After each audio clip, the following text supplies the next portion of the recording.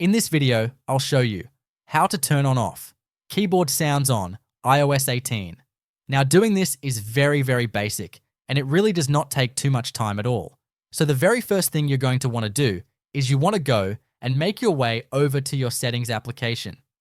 So you want to hop right into here, and then what you want to do is you want to go right until you see sounds and haptics. So go right into sounds and haptics right here. And then what you want to do here is you basically just want to go ahead and scroll over until you find this little option right here. So right under system sounds and haptics, you want to go ahead and basically these sounds that you have here, you can go and kind of configure. So here where it says keyboard feedback, you want to go ahead and if you want to keep these things on, you can.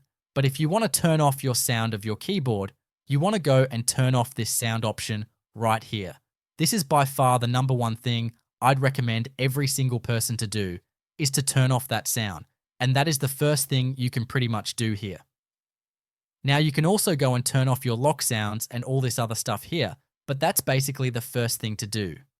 Now when you go through and you actually start using your phone again, what you can do is you can start noticing that if you go and type in your whatever you type in on your phone, the vibration won't be there, but that's optional. The sound will no longer be going through. If you go and turn that off, if you turn it on, then the sound will be there.